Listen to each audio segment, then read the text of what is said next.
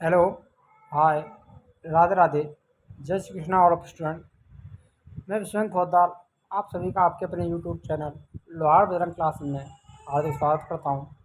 आज की वीडियो में हम आपके लिए जो हमारी नेशनल टेस्ट सीरीज चल रही है आरपीएससी और कंपटीशन एग्ज़ाम के लिए, उसके अंतर्गत आज राजस्थान हिस्ट्री के नए टॉपिक के साथ इससे पहले मैंने सप्ताहों को कवर किया था। आज की वीडियो में राजस्थान के इतिहास के प्रमुख जो स्रोत हैं उनको कवर किया जाएगा। इसके अंतर्गत भाग वन आता है। भाग वन में आपके लिए टॉप इम्पोर्टेंट क्वेश्चन कवर किए जाएंगे और इससे संबंधित महत्वपूर्ण फैक्ट भी बताए जाएंगे। तो देखिए, पहला क्वेश्चन है, जूनागढ़ प्रस्ती किससे संबंधित है, यानी जूनागढ़ प्रस्ती का निर्माण किसने करवाया था? तो बीकानेर के महाराजा राय सिंह, मेवाड़ के राज सिंह, बीकानेर कल्याणमल, जोधपुर के रामपाल देव। तो जूनागढ़ प्रस्ती का जो निर्माण करवाया था, इसको खुदवाया था बीकानेर के महाराजा राय सिंह के द्वारा। तो इनसे संबंध किसका है? राय सिंह का। पहला वाला ऑप्शन यहाँ पर सही हो जाएगा। इसकी व्याख्या भी देखिए, जूनागढ़ प्रस्ती को बीकानेर तुरुप की प्रस्ती या राय सिंह प्रस्ती के नाम से भी जाना जाता है।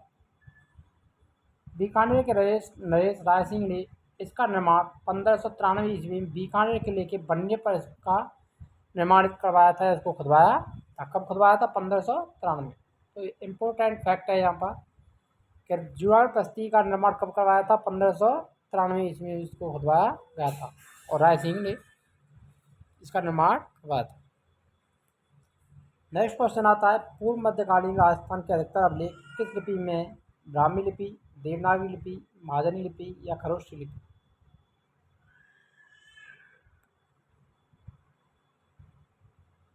तो ये पूर्व मध्यकालीन राजस्थान के अधिकतर जो अभिलेख हैं वो महाजनी लिपि में मिलते हैं।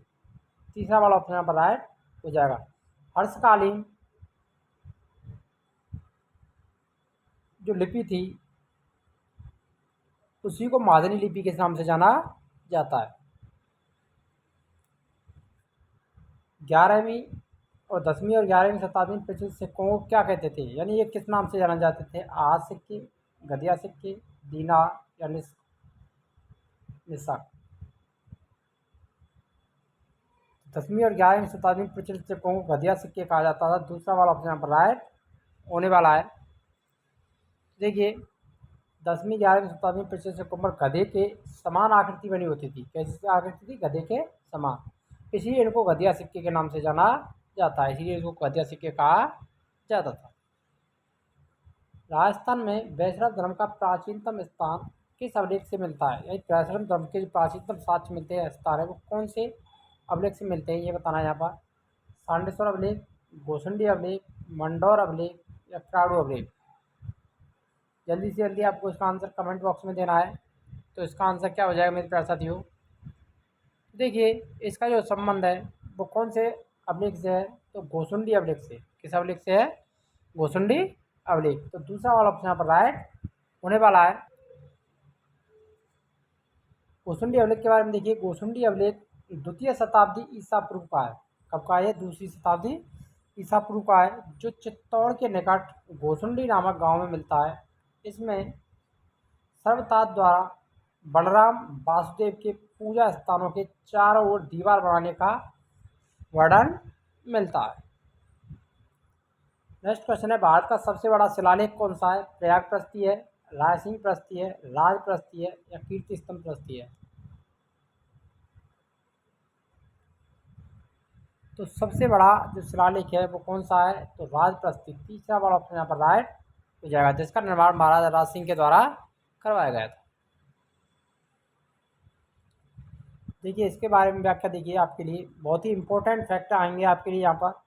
राजप्रस्ती महाकाव्य की रचना श्री रणछोड़ भट्ट नामक संस्कृत कवि द्वारा मेवाड़ के महाराणा राज सिंह की आज्ञा से 1676 ईस्वी में की गई थी। कब की गई थी? 1676। वेरी वेरी इंपॉर्टेंट फैक्ट है यहाँ पर, आपको इसको ध्यान देना है बहुत ही। तो 1676 ईस्वी में जो राजप्रस्ती है वो रणछोड़ भट्ट के द्वारा इसका निर्माण किया गया था।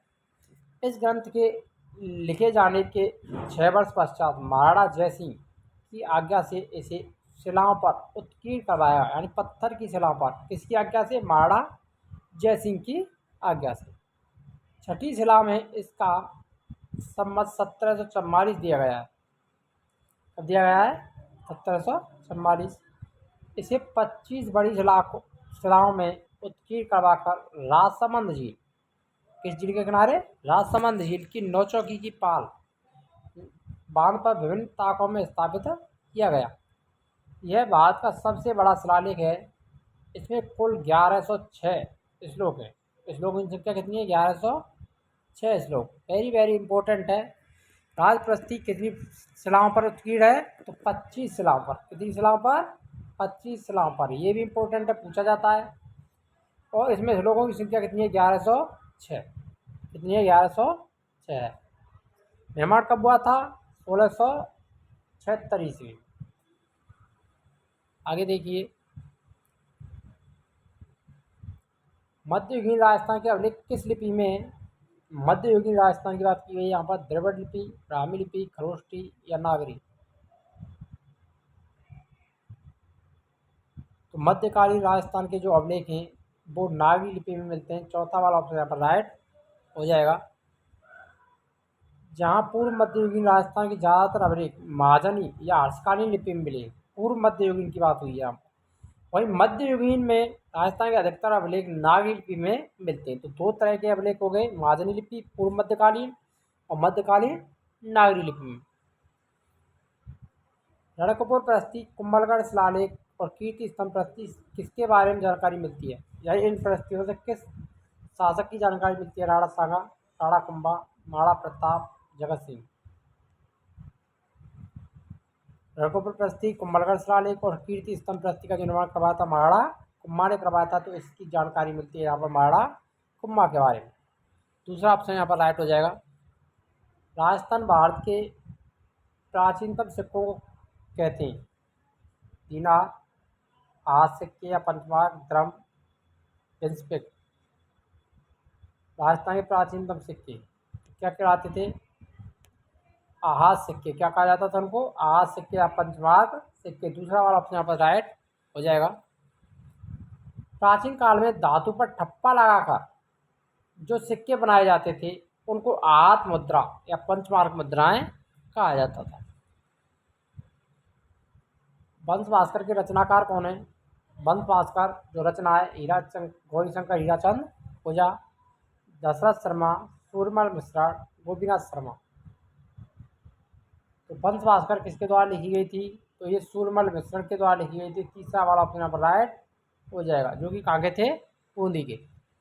यहाँ पर इसके बारे में व्याख्या देखिए। वंश भास्कर 19वीं शताब्दी में रचित राजस्थान के इतिहास से संबंधित एक प्रसिद्ध ऐतिहासिक पिंगल काव्य ग्रंथ है। यानी किस शैली में लिखा गया है? पिंगल काव्य में। इसमें बूंदी राज्य और उत्तरी भारत का इतिहास वर्णित है। वंश भास्कर की रचना चारण कवि सूरमल मिश्रा द्वारा की गई थी, जो कि बूंदी के हाड़ा शासक महाराज राम सिंह के दरबारी कवि थे।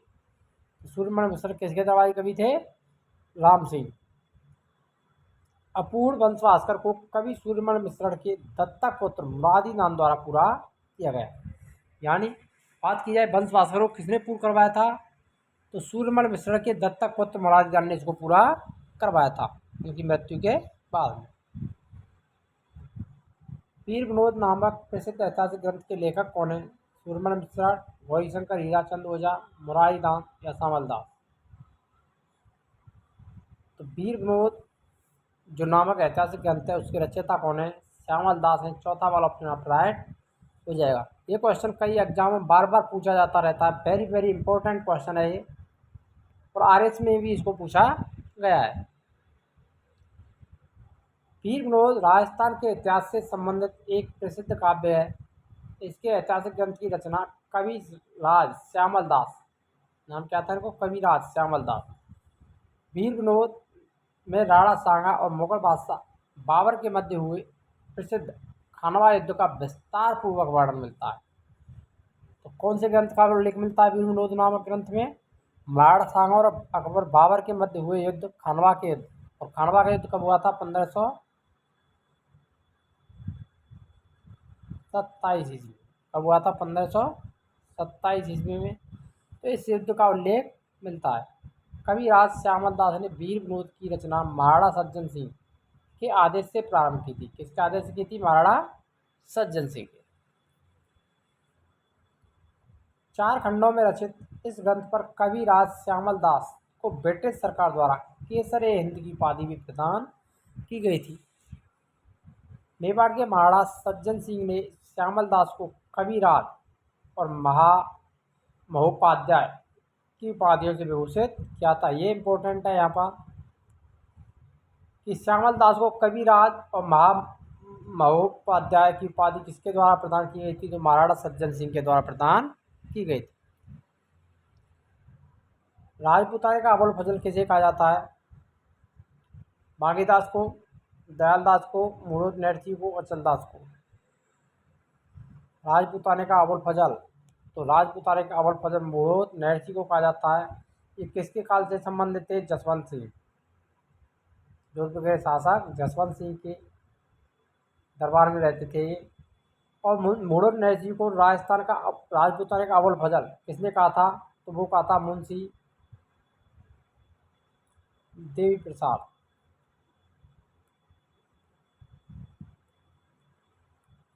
मुंशी देवी प्रसाद ने राजपूताने का अबुल फजल कहा था मुड़ोद नरसिंह को। राजस्थान के इतिहास का लेखक का जनक किसे कहा जाता है? यानी राजस्थान का जो इतिहास है उसका लेखन जिसने किया था उसका जनक Gopinath Sharma, Dashrath Sharma, Colonel George Thomas. तो राजस्थान के इतिहास का जनक, राजस्थान का इतिहास, द हिस्ट्री ऑफ राजस्थान किसके द्वारा लिखी गई थी? तो कर्नल जेम्स टॉड को कहा जाता है। तीसरा वाला ऑप्शन यहाँ पर राइट हो जाएगा। Annals and antiquities of Rajasthan पुस्तक के लेखक कौन है? तो इसके भी जो लेखक हैं वो कौन थे? तो कर्नल जेम्स टॉड थे। दूसरा वाला ऑप्शन यहाँ पर राइट हो जाएगा। ये पुस्तक कब लिखी गई थी? 1829 ईस्वी में लिखी गई थी। कब लिखी गई थी? 1829 ईस्वी में। Central and western Rajput state of India पुस्तक के लेखक कौन है? B.A. Smith, colonel Tod, Abul Fazal, मुड़ोद नरसिंह। तो इसका भी जो आंसर रहेगा वो कर्नल जेम्स टॉड रहेगा। The central and western Rajput state of India ये किसके द्वारा लिखी गई थी? कर्नल टॉड के द्वारा। दूसरा वाला ऑप्शन राइट हो जाएगा यहाँ पर। कर्नल जेम्स टॉड ने लंदन जाते वक्त किस शिलालेख को समुद्र में फेंका था? घटियाला शिलालेख, मानमोरी शिलालेख, घुसली शिलालेख या फिर सभी। तो यहाँ पर जो करेक्ट आंसर रहेगा, राइट आंसर रहेगा वो रहेगा मानमोरी शिलालेख। कौन सा रहेगा? मानमोरी शिलालेख। दूसरा वाला ऑप्शन यहाँ पर राइट हो जाएगा। जब लंदन जा रहे थे उस शिलालेख को लेकर तो उसमें जहाज का भार अत्यधिक हो जाने के कारण उसको उन्होंने समुद्र में डाल दिया था।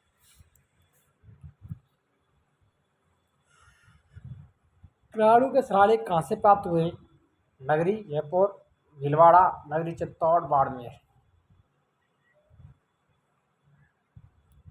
क्राणु जो शिलालेख है उसको कहाँ से प्राप्त हुआ है? बाड़मेर। चौथा वाला यहाँ पर राइट नहीं है। क्राणु को राजस्थान का मिनी खजुराहो भी कहा जाता है। राजस्थान का मिनी खजुराहो किसे कहा जाता है? क्राणु। मानमोरी शिलालेख वर्तमान में कहाँ पर स्थित है? जयपुर संग्रहालय, जोधपुर संग्रहालय, कलकत्ता संग्रहालय या दिल्ली संग्रहालय में। देखिए मानमोरी शिलालेख जिसको कर्नल जेम्स टॉड ने प्राप्त किया था वो कहाँ वर्तमान में कहाँ पर स्थित है? कलकत्ता संग्रहालय में। तीसरा वाला ऑप्शन यहाँ पर राइट होने वाला। मानमोरी अभिलेख मौर्य वंश से संबंधित है जिसमें चित्रांगद मौर्य का उल्लेख है जो कि वर्तमान में कलकत्ता संग्रहालय में रखा हुआ है। राजस्थान में मल्लेच्छों का विरासत किस शासक को कहा जाता है? मल्लेच्छों को भारत में घुसने से रोका था नागवट प्रथम, नागवट द्वितीय, मेहर भोज या भोज प्रथम। तो राजस्थान में मल्लेच्छों का विनाशक किसे कहा जाता है? तो नागवट प्रथम को कहा जाता है। पहला वाला ऑप्शन यहाँ पर राइट हो जाएगा। किस इतिहासकार ने राजपूतों को विदेशी संतान माना है? विदेशी कर्नल टॉड ने, जंक्शन ने, जो दोनों ने, उसमें से कोई नहीं। तो कर्नल टॉड और जैक्सन ये दोनों ही राजपूतों को विदेशियों की संतान मानते हैं। तीसरा वाला ऑप्शन यहाँ पर राइट होने वाला है। कुराड़ा सभ्यता स्थल कहाँ से प्राप्त हुआ है? जयपुर, सीकर, नागौर या झुंझुनू। कुराड़ा किस जिले में है? तो कुराड़ा जो सभ्यता स्थल है वो राजस्थान के नागौर जिले में है। तीसरा वाला ऑप्शन यहाँ पर राइट हो जाएगा, जहाँ से कि लोह युगीन साक्ष्य प्राप्त हुए। लोहे के साक्ष्य प्राप्त हुए कहाँ से हुए? कुराड़ा नागौर से। सुनाई सभ्यता कहाँ से प्राप्त हुई है? सुनाई सभ्यता कहाँ पर स्थित है? सीकर जिले में, जैसलमेर में, जयपुर में या झुंझुनू में? तो सुनाई नामक जो सभ्यता स्थल है वो कहाँ पर स्थित है? तो झुंझुनू जिले में। चौथा वाला ऑप्शन यहाँ पर राइट हो जाएगा।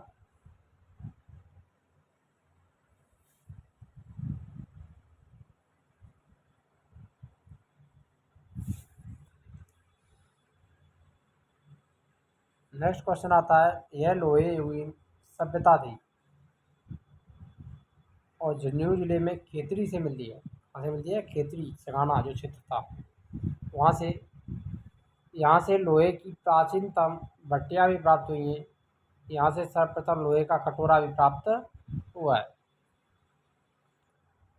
राजवल्लभ नामक ग्रंथ का मुख्य विषय है युद्ध कला, वास्तुकला, राजनीति, चिकित्सा।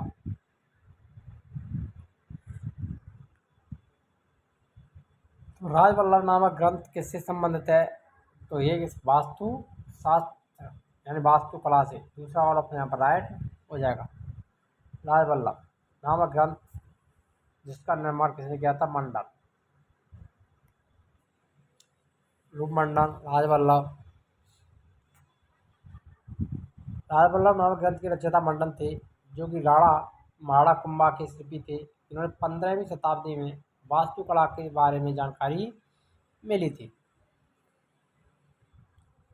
अचलदास खिचड़ी वचनिका के लेखक कौन है? शिवदास गाड़र, अचलदास, रामदास, दयालदास। तो अचलदास खिचड़ी वचनिका किसके द्वारा लिखी गई थी मेरे प्यारे साथियों? तो अचलदास खिचड़ी वचनिका जो पुस्तक है उसके लेखक हैं शिवदास गाड़र। कौन है? शिवदास गाड़। पहला वाला ऑप्शन यहाँ पर राइट हो जाएगा। अचलदास खिचड़ी वचनिका चार कवि शिवदास गाड़र द्वारा रचित एक ऐतिहासिक कृति है।